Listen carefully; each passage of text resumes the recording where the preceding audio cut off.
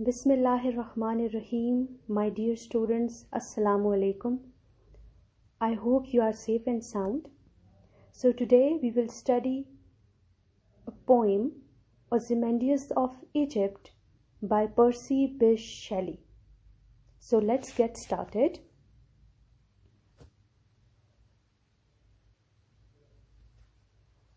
First, let me tell you about the title of this poem. It's Ozymandias of Egypt. Ozymandias, he was a king of Egypt who reigned about 4,000 years ago. So he was a king of Egypt. Okay, this poem is written by Shelley, 1792 to 1822. Shelley is one of the most important and famous poets of Romantic period. There are other poets too, like John Keats, William Wordsworth, Coleridge. So Shelley is one of them. And now let me give you a brief introduction of him. He was born in Sussex and educated at Eton and University College, Oxford, from which he was expelled in 1811 for having circulating a pamphlet, The Necessity of Atheism. So, why he was expelled from college? Because he circulated a pamphlet, and that pamphlet was based on atheism. What is atheism and who is an atheist? A person who doesn't believe in God. So that's why, because of his religious beliefs, you can say, his atheism, he was expelled from the college. Okay? Number 2, throughout his life, he was a passionate enemy of established religious and social institutions. He was a revolutionary. He always questioned the authority.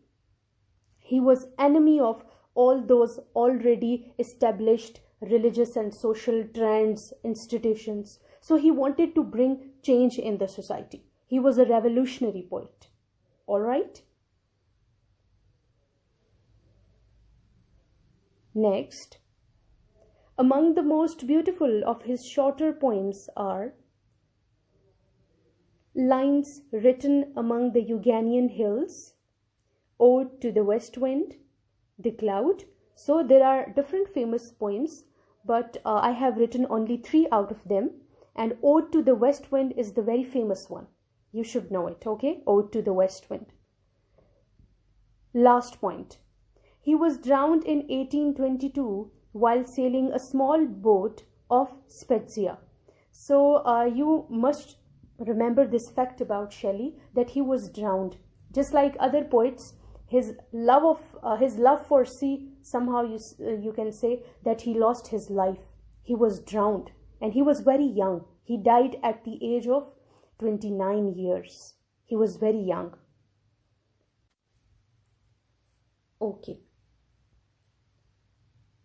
Now, what is the central idea of this poem, Ozymandias of Egypt?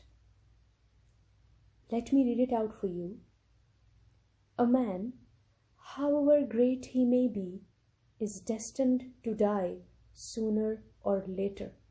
This is just one single line, but it conveys a huge message. And what is that?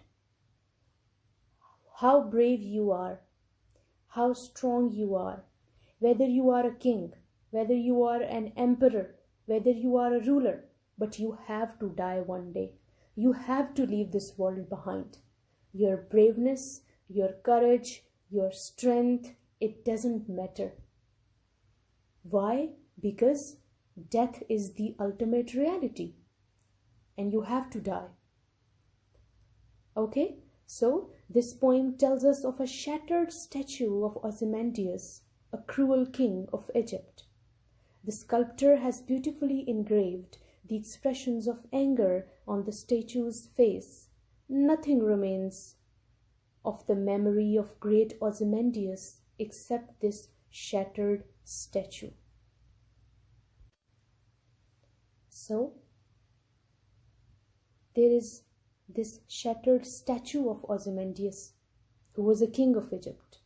And as far as the sculptor is concerned, who makes statues, he has beautifully engraved those expressions of anger on his face, on statue's face. Okay? And what is left behind? Nothing. His bravery, his courage, his strength, it's not there. What is there? His statue only. Okay? So, this is the central idea, theme, or substance of this poem. Let's proceed. Now, words and meanings. Number 1, antique. Antique means ancient. Visage, face. But here it means statue's head. Next, colossal. Colossal means huge, enormous. Wreck. Wreck means crash, destruction, collision. Then boundless and bare. These two adjectives, they are used for sands, okay? Boundless, without any boundary, and bare, okay? Bare means uncovered, plain, all right? Okay. Now, kindly open your books in front of you. It's page number 22. Okay. Now let me read it out for you and let me explain the lines. I met a traveler from an ancient land. I met a traveler from an ancient land. Ancient land, what is that land? Egypt. Who said, 2 vast and trunkless legs of stone stand in the desert.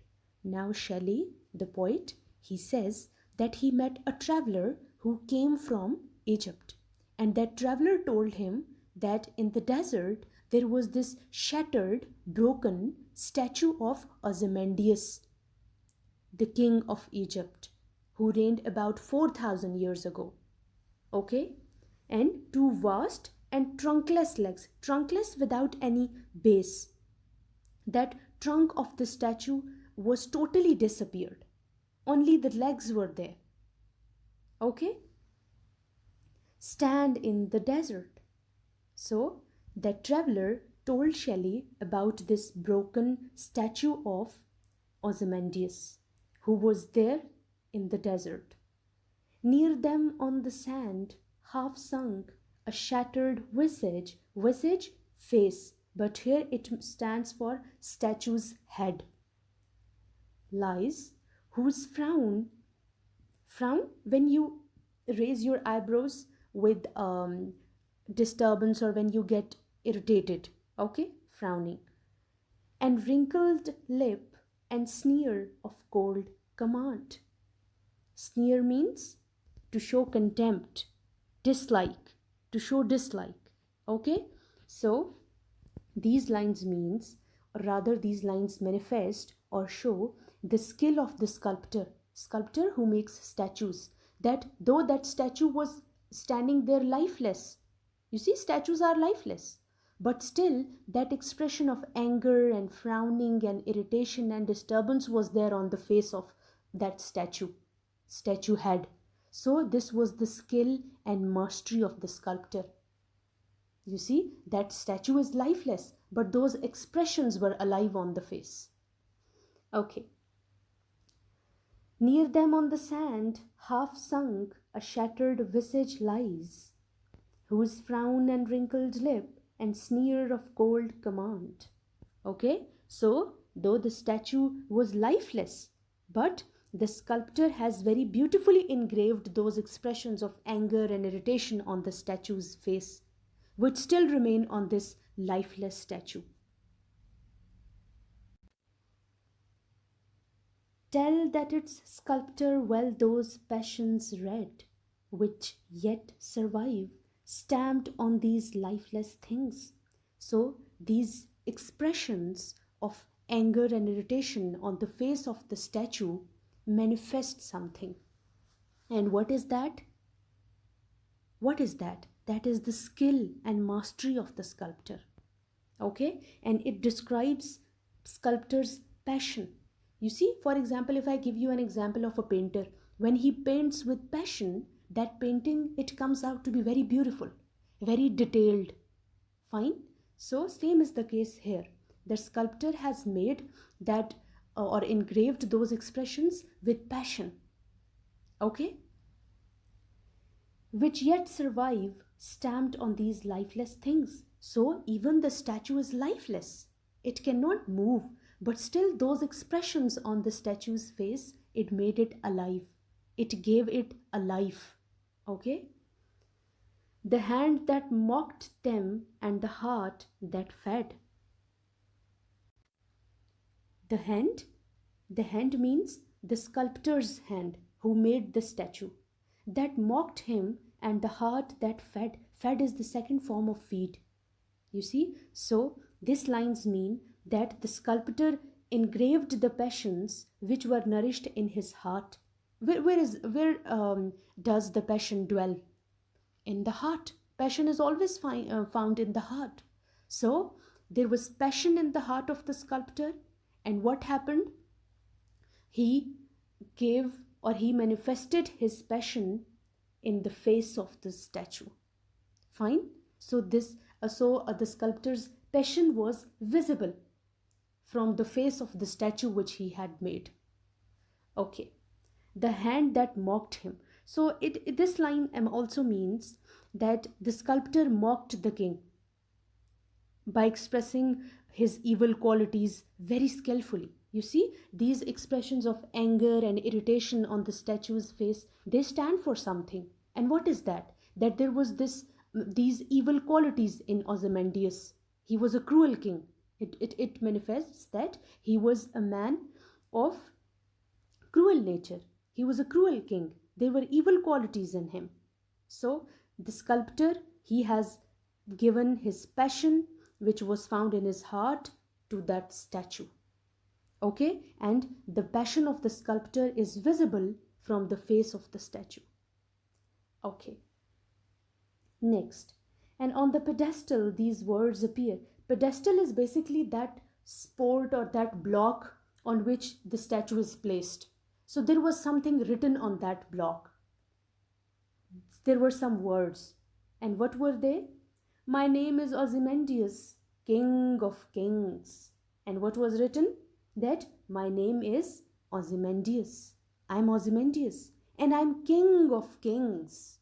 You see, this is exaggeration, hyperbole. Exaggeration means you can say, this is also called hyperbole, hyperbole, hyperbole or exaggeration. This means that when exaggerated statement is made, King of Kings. Okay? Look on my works, ye mighty, and despair. So, somehow, what was written on the pedestal, that block, that my name is Ozymandias, and I'm King of Kings. Look on my works. You see? Look on the things which were done by me. This is what Ozymandias is saying, that the onlooker should look at the things which were done by him, and he should wonder that what great works he has done. Okay, mighty and despair. So he has done, Ozymandias has done great works and despair. But you should feel hopeless. Despair. Why despair? Because death is there. He has to leave this world. Nothing beside remains round the decay. So, nothing remains there. Round the decay means in the surrounding of that shattered statue. What was there in the surrounding of the statue? Sand. Nothing else. Of that colossal wreck, colossal, huge, enormous wreck, destruction, crash. Boundless and bare. I have told you these two adjectives, they are used for sand. So what is there in the surrounding of that shattered or broken statue? Nothing but that boundless and plain sand. The lone and level sands stretch far away and far, far away dur dur tak if we look, there was only sand. So, if we look far, far away, there was nothing visible. But in the middle of the sand, there was this broken or shattered statue of Ozymandias, who was a king of kings. So, nothing remains behind. How brave you are, how strong you are, whether you are a king, whether you are a king of kings, whether you are an emperor, you have to leave everything. You have to die. So, this scenario, this description that in the surrounding of that broken statue, nothing was there, nothing but sand. It conveys a huge message to human beings that this world is temporary. This rule, these kingdoms, this courage, bravery, each and everything is mortal. Nothing will remain behind. So, round the decay of that colossal wreck, in the surrounding of that broken and enormous destruction, you can say, or statue, in the surrounding of that destroyed, broken, and huge statue, there was nothing but sand, plain sand, till far, far away. You see, if you in the desert, there is no water, or there is not any other thing to be seen. There is just sand all around. Okay, so this was our poem Ozymandias of Egypt by Shelley. So it conveyed a very beautiful message.